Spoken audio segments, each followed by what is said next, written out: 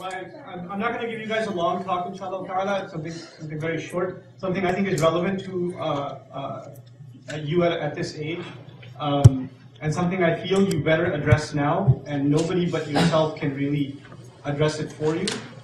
The ayah that I want to base this talk on basically are two ayat.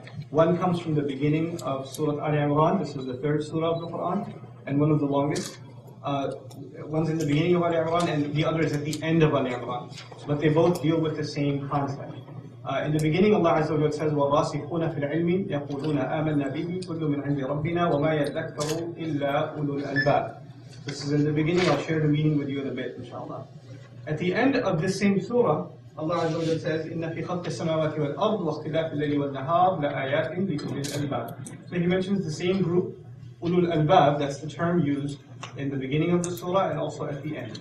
You know how in a class, if a good teacher is teaching a class, they'll start with a lesson, they'll get into lots of stuff, and by the end of class, right before they let you go, if they know what they're doing, you know what they're going to do? They're going to review everything they talked about in the beginning.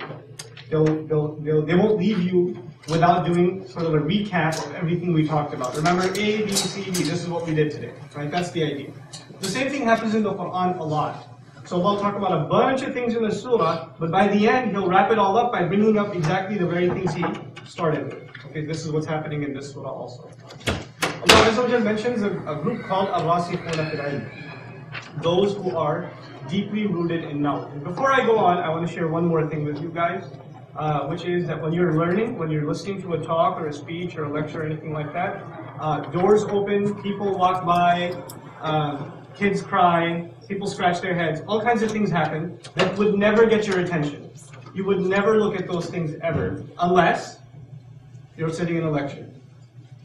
Then all of a sudden the door opening becomes the most interesting. Watch. 20 heads. Oh my God, it opens all the way. And you're going to walk all the way across the room and all the heads go that way, and go that way, right?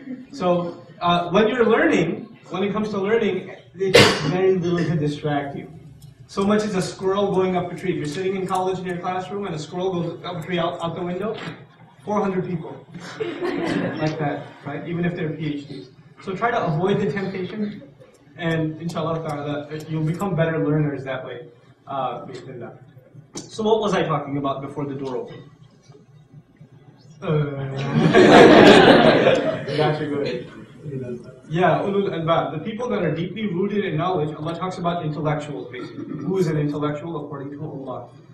Now, in our times, what do you consider an intellectual? Somebody who's really smart, somebody who uses big words, a professor, a Rhodes Scholar, a PhD, a doctor, a scientist. These are intellectuals, right? So Allah gives His own definition of what's an intellectual. He says, آمَنَّا بِهِ كُلُّ مِنْ عِنْدِ رَبِّنَا. Those who are deeply rooted in knowledge, they say we have come to believe in it being the Quran. That's the first sign of a true intellectual. And the second, كُلُّ مِنْ عِنْدِ رَبِّنَا, all of it is especially from our Master. In other words, whether we get it or not, it's from Allah. The parts we understand of the Quran are from Allah, and the parts we don't understand are from Allah. We give our intellect up. We understand the limits of our intellect. Right? So the true intellectual is the one, the truly smart, the truly scholarly is the one who knows the limits of their intellect. That's the first thing. And then Allah says, وَمَا يَذَّكَّرُ التَّذَكُّرُ, which is actually a form of يَتَذَكَّرُ. This word in Arabic means to make an effort to remember. So Allah says, who's going to make an effort to remember at all except, and then He mentions this group called Ulul Albab. And to be very coarse and rough in transition, I'll say the people that possess the essence, the people of pure essence. So who are these people of pure essence and how do you become one? Right? That's the question. Allah says nobody makes an effort to remember truth and remember this lesson about who's an intellectual, who really is rooted in knowledge, except the people of pure essence. So when you go to the end of the surah, you'll find a definition of who these Ulul Albab are. In the beginning it says, you want to be deeply grounded in knowledge, you want to have these characteristics, become a person of pure essence. At the end, how do you become a person of pure essence? How do you become a person, if you want to use simple terminology, a clean mind, a pure mind? Okay? Because what we're learning here is you cannot become a person of deep thought until you become a person of a pure mind. That's the thing I want to talk to you about in the next 10 or so minutes. What does it mean to have a pure mind? And what does Allah define it as?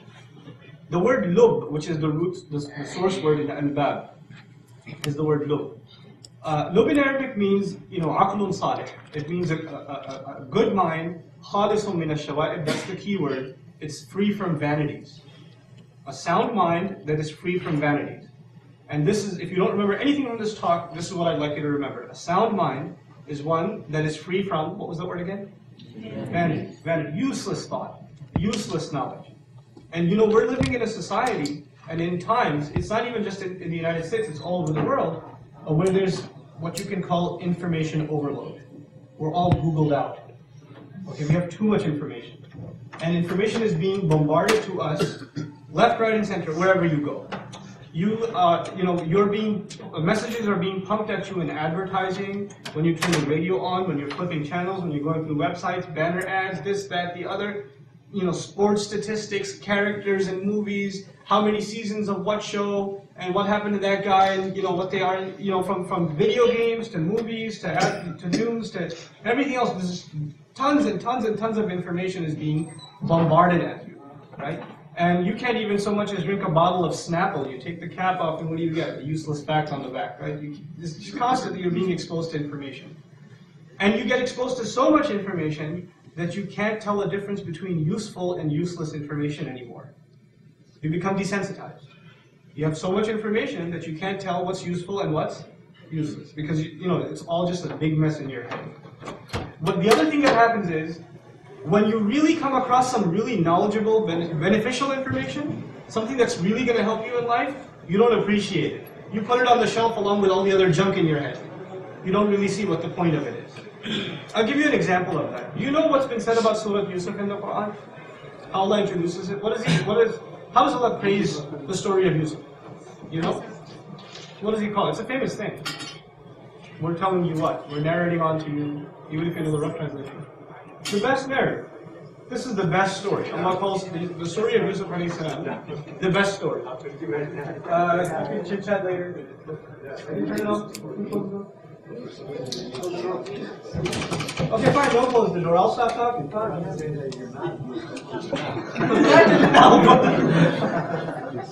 How does it make me feel bad? They don't even feel bad. Anyway, the worst is when you're giving a lecture and the guy in the front row has set a phone call, which of course he has to have a 50-cent phone ring for some reason. First he lets it go for half the song, and then, when everybody's head is going like this, then he picks it up and says, yeah, I can't talk right now, I'm in a lecture. Oh, what happened? Oh, really? And then they go for a whole conversation with him. So, be considerate to your audience. Anyway, so be considerate to a speaker. It takes a lot to speak, and you guys get distracted easily, imagine the speaker. Right? They see a distracted, like, where am I? What am I doing? Okay. So what was I saying again? Useless and useful information. Very good. Okay. So the story of Yusuf alayhi salam, Allah says it's the best possible story. I was teaching it at Sunday school one time, and you know what happened? One of the kids goes, no, it's not. I'm like, why? I'm not going to say, that's kufr, astaghfirullah, check your aqidah. He's in third grade. He said, no, it's not. I said, why isn't it? He goes, Dragon Ball Z is so much better. And he's telling me the whole history, how he went from Saiyan to Super Saiyan, and his hair went from blonde to yellow to green to whatever, right? And he came back to life in the dragon, and I'm like, yeah, that's pretty cool, man. That is pretty interesting. But Allah says what? That the story of Yusuf is the best story. But it might be hard to convince a child of that. They might be more impressed with their video game, the story, the plot in their video game, or the story they're watching in a cartoon show, right? Or a movie they saw. They thought that was an awesome storyline. So many twists and turns. So how do you explain that to a child, or how do you convince them even? You don't have to actually. Allah at the end of that, so remember how I said the lessons in the beginning and then the answer or reviews at the end? What happens at the end of Surah Yusuf? Allah says, لَقَدْ كَانَ فِي قِصَصِهِمْ عِبْرَةٌ In their stories there are lessons, profound lessons, but for who? Not for everyone. لِأُولِي الْأَلْبَابِ For the people of what? What is ulul albab? Pure minds that are free from what? Vanities. This kid's head is filled with vanities. And until his mind becomes pure, he's not going to see that this is the best story. Right? The fact that he doesn't see it as the best story is a proof that his mind hasn't been what? Hasn't been cleansed yet. It's dirt. It's full of garbage, fluff. You know, and this is stuff like, you know, mashallah. If you think it's hard to memorize Quran or it's hard to remember a lot of Islamic knowledge and you think that's impressive, it's not, because you guys know so much about an actor and how many babies they adopted, or you know what color they dyed their hair in what year, and you know so much about, you know, what happened in what episode in what show. You know so much about the sports statistics, some of you guys, right? Free throw averages and touchdown averages and how many playoff victories and how many years. You know, we have all this useless, absolutely worthless knowledge. And it's there to make small talk. In the end, the only reason we have this information is to make small talk with each other. Sometimes this useless knowledge is something about, it's something useful in and of itself, but we get obsessed with it, like cars or technology or the, you know, the new app or whatever it may be, you know. But our heads are filled with so much of this useless stuff. It's a testimony that it could have been filled with useful stuff too. We just didn't want it to. We thought this was a better use of our mind. Allah gave us such an amazing thing, and it's being used for such junk. Right? The mind is an incredible thing. In a hadith, the Prophet says, "Ma خَلَقَ اللَّهُ خَلْقًا أَكْرَمَ عَلَيْهِ مِنَ الْعَقْلِ." Allah didn't create anything more noble than the intellect. That's what he says in the hadith. It's an amazing, this mind of ours is an amazing thing. And imagine how sad it is how it's being put to use. I went to this kid's house one time, and he was playing, I think it was Final Fantasy 9, 10. What's the new one out, you know? Wow, you guys got to keep up. Anyway, so they play Final Fantasy. This is a, you know, a role-playing game. It's obviously a Japanese game, and this kid's got like menus, sub-menu, category, subcategory, weapon, sub-weapon, which bullets to use, which monster gets hit with which weapon, and you know, he's going through walkthroughs which are like 50 pages long on a website, right? It's like a whole course he's taking on playing a video game. And I was remembering, man, when in the early 1800s when I was playing video games, this is what a video game was. Bong. This was a video game. Now it's gotten so complicated. So much knowledge, useless knowledge, is necessary to even entertain yourself, right? Even with cartoons back in, you know, in the early part of the last century, you know, it was a cat running after a mouse. That was a cartoon. I got like Yu Yu Hakusho and like, you know, all these complicated shows with these complicated cards. You know, I used to teach it in Islamic school. These kids had cards. You ever seen those? You know, like, they started with Pokemon cards and those other kinds of cards. You know, Yu-Gi-Oh cards, right? Those things. And of course, they all have a different shaitan on them. This kid's got that. And these kids, they watch this, they read this stuff, and they get lost in that world of these shows, right? So these two kids get into a fight, and he takes out one of his cards, and he throws it at the other guy. And you know why he threw it at him? Because he was thinking, out of that card, a monster is going to come out and chop his head off, right? That's what he really started believing it. He got messed up in the head, this kid. Throwing a card at another guy, you know? And now it's funny, but it's also very disturbing. That this mythology and these weird, twisted, demonic, satanic beliefs have now become entertainment. Oh, kids are just watching cartoons, right? But you guys are above that. You're obviously this audience, most of it is older than that. What's your big problem? Your big problem is the entertainment industry, music industry. And within that, the thing that's destroying your character, for you even the minor problem is useful information. You know what the major problem for your age is? Overexposure to shamelessness. Shamelessness in how people talk to you, what kinds of things you hear in school, the kinds of language people use, vulgarity, foul language, disgusting things, the kinds of social networks you're involved in, and the kinds of pictures your friends post on them. You know, these are the kinds of things, and movies, and the kinds of things that you're exposed to in movies constantly. It's not even once in a while. Every day, constantly, you're exposed to this stuff, and you know what happens to you? And at first, maybe you felt a little disturbed when you saw something shameless, vulgar. You heard some foul language. But you know what happens over time? You get used to it. That's the first thing that happens. And then what happens over time? You don't feel so bad when you use it yourself. And then what happens over time? You don't feel so bad when you do the very thing you were watching. You're tempted to do it yourself. Right? You're going from being a decent human being down to becoming an animal. That's really what's happening. An animal has no control over what it says. An animal has no control over what it does. It feels an instinct, it follows it. That's it. That's an animal. But Allah made us human beings. And you know what's the difference between human beings and an animal? It's the intellect. And in Arabic, the word intellect is aql, which literally means a means of restraint and control. If you can't control yourself, you don't even have intellect. And if you don't have intellect, you're not even a human. You're just an animal walking around in human form. That's all you are. Right? So Allah says, you want to become a person of knowledge, become a person of pure mind. So you retain your humanity. I tell you, like my teacher says all the time, most people on the face of this earth, especially in high school, are animals walking around under human garb. This is where you lose your humanity. When you reach this age, you lose your humanity. Brothers lose men lose respect for women. Women lose respect for themselves. You lose respect for society, your parents, the elders, wisdom. You lose respect for everything. You become what I like to call the whatever culture. Everything you hear, you know what your first response is? Whatever. How was the speech? Whatever. What do you say? Whatever. What do you think? Whatever. Your whole life becomes whatever. You're apathetic to everything. And you know why that is? It's a sign. That's the last thing I want to talk about, and I'm done, inshallah ta'ala.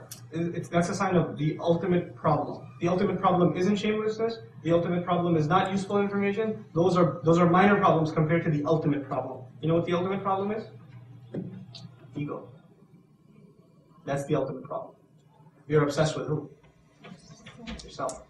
You can't get over yourself. You're obsessed with how you look. You're obsessed with what people say about you. You're so egotistical, you become, that if somebody says something really powerful and amazing, you can't even, it's below your ego to show emotion. So you know what you have to say? Whatever. Even if you feel something on the inside, say, yeah, okay, it doesn't bother me. It's not talking about me. You're too hard. You're too, tough. You're full of too much pride to show that this has an effect on you. But the people of real knowledge, when they heard knowledge, you know what used to happen to them? They used to cry their heart out. This is described in the Quran, and they fall on their face in sajda. They fall on their faces and they're crying. But you get so inflated with your ego. Your ego comes from how you look, what your status is, what people say about you, how popular you are, how good you think you look, how smart you think you are, how much money you think you have, what kind of car your parents drive or you start driving soon. Right? These are just symbols of ego, and you get inflated. And by the way, what was the ultimate problem of shaitan? How many haram things did he do? So he gets to be called shaitan. Right? Well, how many people did he kill or murder? Or what kind of crimes did he do that he gets to be called shaitan? Yeah, ego. He had an ego problem. Why him? What's this dust? Clay, man. Fire right here. He said whatever. Basically. That's what he said. Make sajda, whatever. Right? That's the ultimate ego problem. So whose footsteps are we following? Allah says, وَلَا تَتَّبِعُوا خُطُوَاتِ الشَّيْطَانِ. And guess what? That's the biggest problem of our youth today. Yourself. How about I don't care? That's very well said. I don't see this apathy, this distancing yourself from emotion, responsibility, distancing yourself from actually even your own self. This is actually a deeply spiritual problem that is faced by our youth. And when that happens, it's easy for you to turn to an animal. That's really what's happening. And you aren't being told that enough. You're not being told that enough.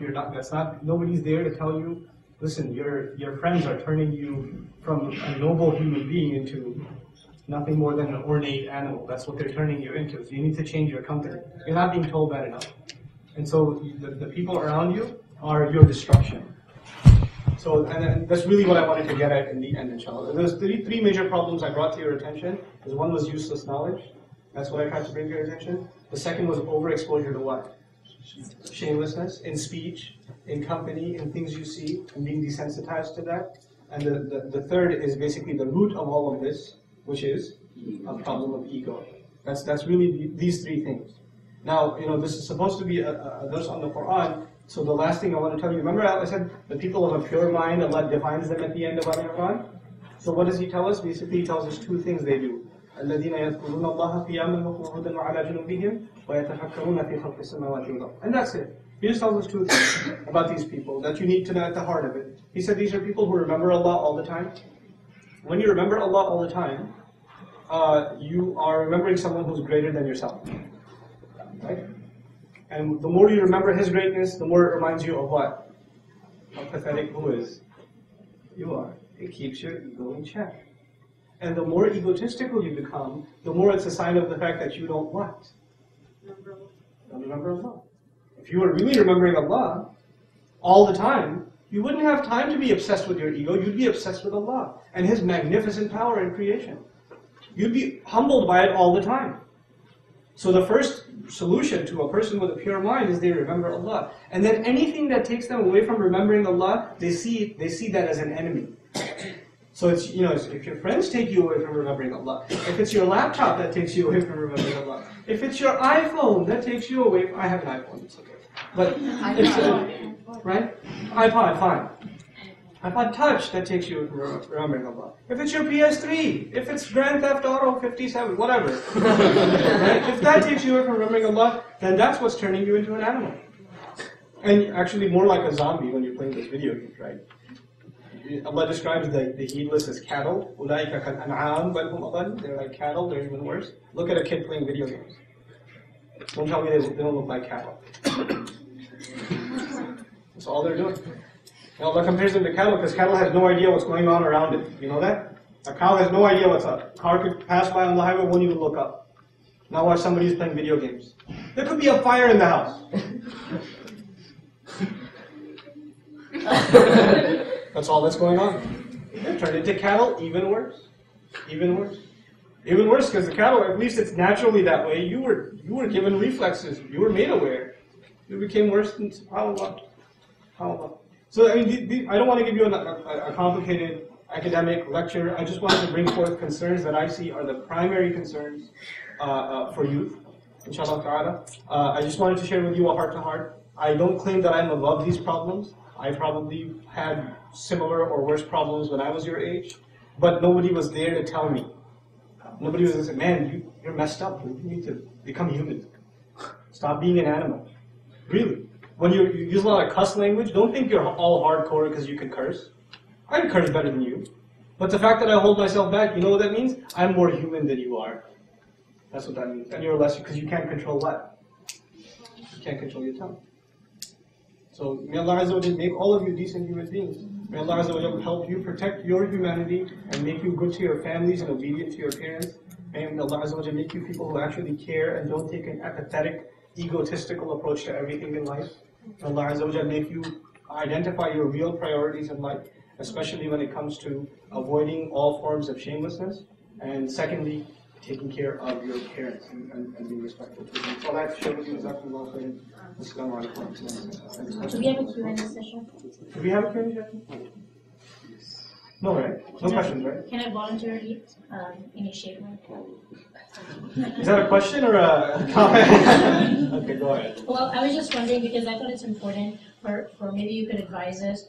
How can we deal with those instances when we see individuals who are full of this, like you said, useless knowledge? Like, for instance, you have a movie star, but they're going and adopting people from Africa, and you have like a football player probably getting into a lot of charity, or you're listening to music, and there are instances. What I'm trying to say is that a lot of times what really deviates us is this mix between the good and bad. How you find the good and bad in both in one place, and that starts blurring in our mind.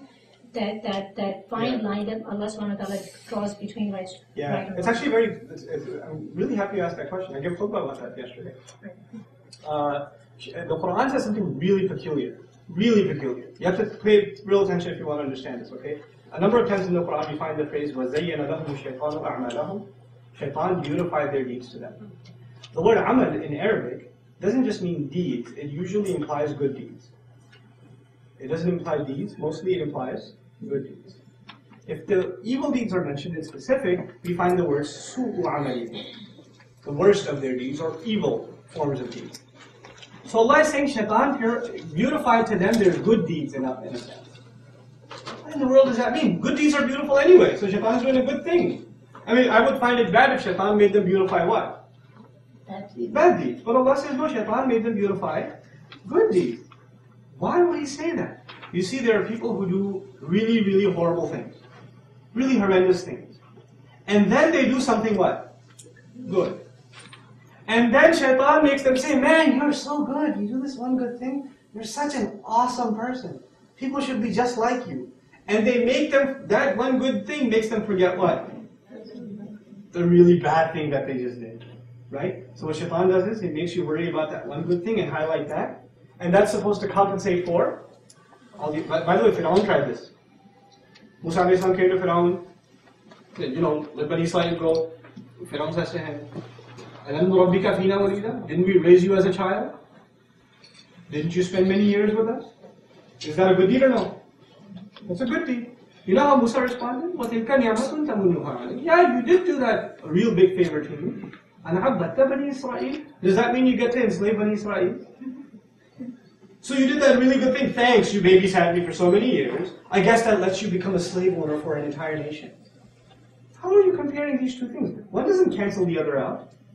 This isn't positive and negative in a video game. You lose points for doing this, you gain points for doing that.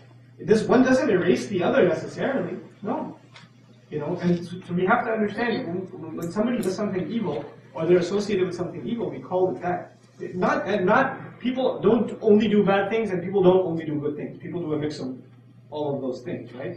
And it's okay to appreciate a good athlete. There's nothing wrong with that. But thinking that these are the people to look up to, what do they look up to? What's their goal in life? Once this guy loses his knee in an accident in a basketball game, is he still going to be your hero? All that's, what did you look up to? How high he can jump? That's it. That's, so you're basically only looking at things that are less than, I come back to the same point, less than human, less than decent. Anybody can do that. But look up to someone who makes you an awesome person. Which is why I didn't say this advice before, but I'll say it now. I'm ranting now, but find older people to be friends with. It's good to have older friends. They're more mature than you. They're smarter than you. They can tell you when you're acting stupid. Friends your age make you dumber. Seriously. Friends older than you make you smarter. Yes? I'm just looking at the things that you said, that the shaitan would make us the one good thing and highlight it. And with this thing, would the shaitan make us arrogant with this one? And yeah. Forgetting that, okay, arrogant and happy with it. That's the lesson, maybe it's, which is takes the shaitan away from Jannah. Yeah. Arrogance. It's the first sin. God isn't even takes the shaitan away. But nobody else has a question, right? And Omar is waiting on. I made him listen to me. Yeah, question there. It's not right. Yeah. Okay. Yeah. Well, I just kind of want your advice. Like, okay, so many of us, like, what happens is our highest, like, our Quranic, going back to the Quran, our the highest educational Quran is like many of us go to like only like the third grade understanding of the Quran, where we either stop studying it or we don't go anywhere past like just reading it once, or just like memorizing just a few things from the back of Juz Allah. And like, what is something that we can do to like, continue it? And also, like, what would you set, like, like by, for example, not that we should set like limits or anything like that, or boundaries or like stages, but in a way, what would you say, like, okay, by age 10 you should know, by age 10, by age 15 you should like be at this point. Well, like, so for some of you, those ships have sailed, right? So might as well just identify milestones instead of age milestones. Because none of your, or very few of your parents here, so. But what I think is the advantage of the Muslim world is that you have scholars that have given really nice lectures on the entire Quran. Explain the Quran to people with proper tafseer in the language of the people. This is an advantage of the Muslim world. People have done this in the Arab world. People have done this in the Indo-Pak subcontinent. This is only beginning to happen in English now. Where, I don't think we are a people of reading as much as we are a people of what? Of listening. And when you listen to something, it sticks. When you read something, you forget. At least that's the case with me.